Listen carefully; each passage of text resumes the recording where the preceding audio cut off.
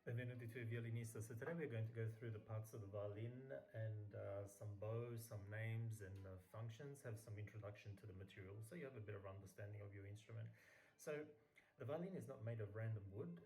Each part uses a specific material chosen over centuries for strength, for vibration, for durability, for sound control, sound quality. And the earliest known violin maker is Andrea Amati, and he was from Cremona. The first violin was made around the 1520s and 1550s, so early 16th century. So from Italy. So in terms of the first wood that we're going to talk about is the ebony, and the ebony is this dark wood that you see here. It's used for the fingerboard, as you can see, so this black piece of wood here, and then so the fingerboard, the tuning pegs, and then generally also the tailpiece is made out of ebony, and sometimes also the chin rest. These tend to be made, the tailpiece tends to be made nowadays also out of plastic. So there's different materials that have been introduced slowly. But ebony, why is ebony used? Ebony is extremely hard and extremely dense, and it resists wear from the fingers, from the strings, and the constant friction. So you got resistant to sweat. So especially because your fingers are going up and down a lot, this is basically the perfect wood for that type of action. And yes, if it wouldn't have been sweat resistant, you would have get all these grooves and you wouldn't be able to move your hand freely. So it basically prevents these grooves from happening and allows this smooth shifting action. So your hand needs to be able to go up and down easily. And there's also what are called gear pegs, which that's for another video that we're going to talk about. So it makes it a little bit easier to tune the violin rather than having basically just a piece of wood inserted within a hole. So I'll show you a little bit better here. Basically you can see the peg made out of ebony is just inserted in a hole, and then it just is put in by friction, and basically with that then you are basically adjusting the tune of your violin, but just by friction. So there's no geared mechanism external, but there are some modern pegs that have been introduced just lately, and it saves you a lot from, you know, sometimes when you tune the violin, this is for another video again, but when you tune the violin, it's really hard to tune just a little bit, and sometimes that can be a problem with these pegs. But that's why you know, ebony has a certain qualities, and it's preferred obviously over softer woods that don't have those qualities. So let's talk about the neck, the back. So the neck, basically the neck, the back, then we've got the ribs, this part, all these parts here, the ribs, and then we've got the bridge. Okay, these are all made out of maple wood, and so there's different it's a different type of wood because maple is basically a very strong and very flexible, so it's used in those elements. It supports tension, and it doesn't bend, and helps project the sound outward.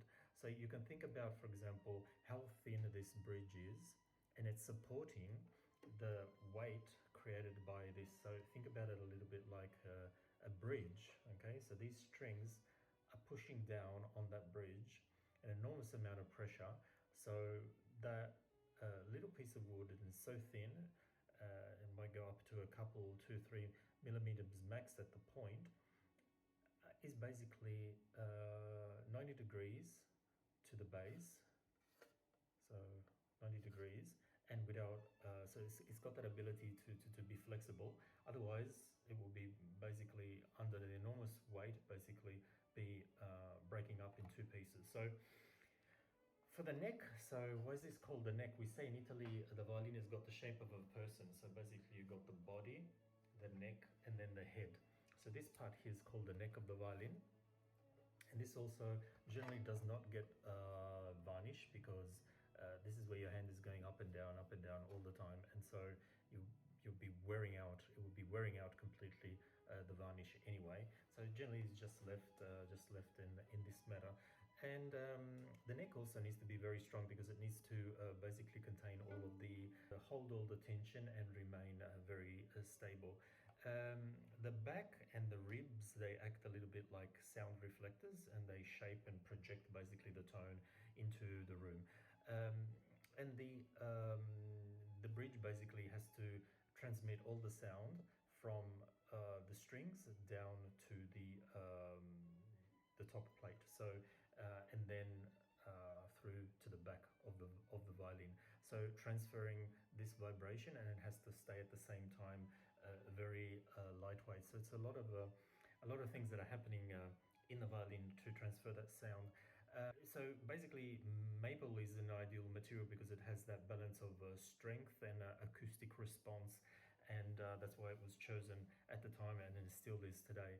Then we got spruce, so basically it's the top plate and the sound post. Now, if you look inside your violin through this hole from the right, this is called the F hole. If you look through on the right hand side, there's a little stick, and that is called the sound post.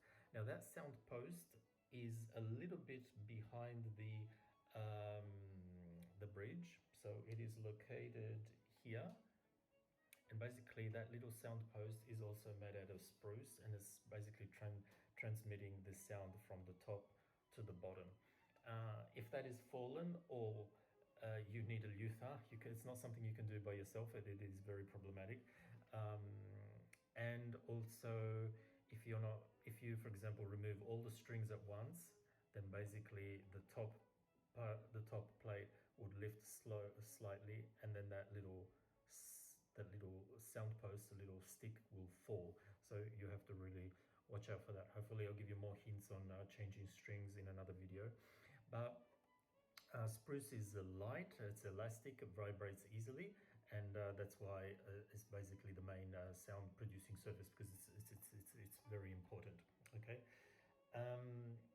The sound post, as we said, is also made out of spruce, and that's very important. It needs to be exactly in that position, and only a luthier can basically play your violin and then move that little piece of wood in the right place. I can't show you because it's invisible. So spruce is used because it basically responds immediately to vibration, so creating clarity and resonance, and it's the optimum wood basically for that. Then we got other types of woods like boxwood, rosewood, cypress, and some violins use these instead of ebony sometimes, and in these fittings, because they're sometimes lighter, they're slightly softer. They can soften the tone and reduce the overall weight of your violin. It just depends on the purpose that they were used for. But they were common. They were common before basically ebony became more widespread, and it became the wood to be used. And then we have metal. So we have basically metal is used in the fine tuners. So my violin has only one fine tuner, but then you have the violin, especially for kids, or which have basically G, D, A, and E, all the fine tuners, because it is quite hard to tune the violin from the pegs, especially in very small violins. So then here you can tune, let's say, most of the string, and then here you can go down and just move a little bit the fine tuner, this little screw, just move it just a little bit. It's generally going to be clockwise, and then you can tune the violin without having to action on these. Now I think we're going to talk about the bow now. So we say in Italy basically the bow is so there's three components here. There is a marriage between you, the violin, and the bow. Generally when you buy your violin, you will not find the violin and the bow together. You will buy your violin first, then you'll buy your bow, and then you will play both together. So this all takes time. So as you grow as a violinist, your taste will change. You will want a certain type of sound, so you'll find your perfect violin, and then you'll go hunting for the bow. Okay, so that's another big one. And so what you do generally with the bow is when you try to choose the bow, you will play the same piece on different types of on your violin, obviously, but using different bows, and you'll see how your violin responds to that bow. So a certain bow could be excellent for one violin, but maybe not as good for your violin. So you want to check that. Another thing to check is also the balance point. So let's see here. So the balance point of your bow is in this point for my bow, but it could be down here or down here. So I have at the moment two bows, and I have another one with the balance bow point here. So it's good for certain type of bows, bowing techniques that I want to do. Or for example, if I'm doing spiccato or saltellato, it's a lot better on that other bow. Some bows here have a very heavy ending, and so it's very heavy, and it depends on what type of bow you want. So that's something that we can talk more in detail. So these three components, you're excellent, so you need then want an excellent violin, an excellent bow. They all go together. So we spoke in another video about the horsehair, but I'm going to go through it again. So basically the horsehair that is on your bow is basically this material here, the white part, and it has microscopic scales. It's a little bit like the brush when you're brushing your hair. So it's all these little scales, these little fingers, and when you put rosin on it, basically the rosin adheres to the brush, and when it's coated, these scales grip the string and basically make the sound. So basically they're tearing the string apart every time you're moving this up and down with all these little hands, and creating the vibration then of the string which starts moving. So there's also synthetic hair. If you have a very economical violin, it is likely that the hair is synthetic, but obviously the horsehair remains preferred for responsiveness and sound control.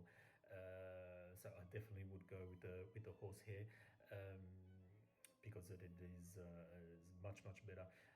So we can say basically that the violin and the bow have basically not changed a lot from the 1520s to 1550s, because all these materials that we've been talking about, they all work very well together. Those were the materials that were at the time, and those have stayed pretty much all the same. So each wood has played a different role, and each material or combination, so spruce vibrates, the maple reflects, the ebony, as we said, resists the wear, and the horsehair grips. So they seem a little bit like ancient materials, but at the same time they haven't changed. They haven't found anything that works much better, and at times they don't work better at all. So if you change one material, basically the balance changes, the sound changes. So it's really hard for all of this. So again, getting back to the bow isn't just some sort of accessory. It needs to be chosen quite wisely, because this, we can say, it's still the engine of the sound, right? Because you got an excellent violin, but if you don't have a good bow, you won't be able to get the sound out of that violin. So you might have a really expensive violin, a very cheap bow, and that is not a good combination. It's like saying I have a very expensive vehicle, but then I have very cheap tires on it. But then you're not going to get the performance out of that vehicle. So the bow is basically trying to balance the tension, the balance and the articulation all together in this one element. So you want to choose it very wisely. In terms of the components of the bow, so obviously you have the stick, and it's this long curved element, as you can see. It was traditionally, it's made out of Pernambuco wood. I have a Pernambuco wood, and you also find well, Pernambuco is very strong, it's flexible, it's springing, so you can see how this bends, and it bends under pressure, and then it turns back to the position immediately. And this allows a lot of control, bounce, dynamic range, which I'm very fond of, the dynamics. And so professional bows are still made out of Pernambuco. They again can get quite pricey, but the sound is really worth it. So and then you have carbon fiber. Also have a carbon fiber bow, and there's also different other composites, and they say that, you know, they can be, well, the other bow is a lot lighter than this Pernambuco wood. The materials are stable, consistent, they're resistant to humidity, and also because there's more science behind it, there's more consistency inside the material, because it's a created material. So returning on to parts of the bow, then we have the frog. The frog is the part you hold at the bottom of the bow, and it's commonly made out of ebony, and sometimes it's decorated with a mother of pearl, as this one. So you got a little pearl insert. Sometimes the ebony is dense and durable and gives weight also to the bow. Sometimes Also, the insert can be a particular stone that adds to that weight of the bow. And the frog also holds and tensions the hair because this part moves back when I'm tensioning with the screw. So the screw is a little mechanism at the end. It's made out of metal, and basically every time I rotate this clockwise, this piece is shifting, and it provides obviously a lot of tension, accuracy, and when you get the bow rehaired, you need to bring it back to a luthier, and he'll make sure it's well oiled and there's good control of the tension. So these things need to be done properly. Then we have the tip of the bow. I've got a little number carved in here, so it's basically at the opposite end of the frog, and it anchors the hair in this there's a little piece of wood which is stuck in here, and it's compressing the hair inside. Traditionally it's made out of ivory. Today it's replaced with bone, synthetic or other materials. Basically it protects the hair, and also adds a little bit of a strength to the tip of the bow, I suppose. So then we have what's called the winding here, down here, and it sits just in front of the frog, and it adds weight also for the balance. And this can be made out of silver, can be made out of nickel, or there's other imitation materials as well. And then we have the grip. This is leather or synthetic. I have a synthetic on this bow, and I have a leather on the other bow, and this generally wears out very easily because you got your finger here all the time. So then the luthier will replace it, or you can buy some inserts. So it doesn't really need to be expensive. It needs to be the good bow for you and for your violin. So it needs to be comfortable in your hand, and yeah, you definitely want to select a few bows and feel which one grows with you. And you can change them over time. Obviously you can have a student one, you can have a more advanced one, a professional one, and you can sell them, see how you go, which one adapts better with you over time. So if you enjoyed this video, make sure that you like it. Come and visit the website of Violinista, subscribe to this channel, and there are many more videos coming. So again, I hope you enjoyed, and practice slowly. Alla prossima. So that means basically in Italian, until next time, alla prossima. So ciao from Giuseppe, and I'll see you soon. Take care. Bye-bye.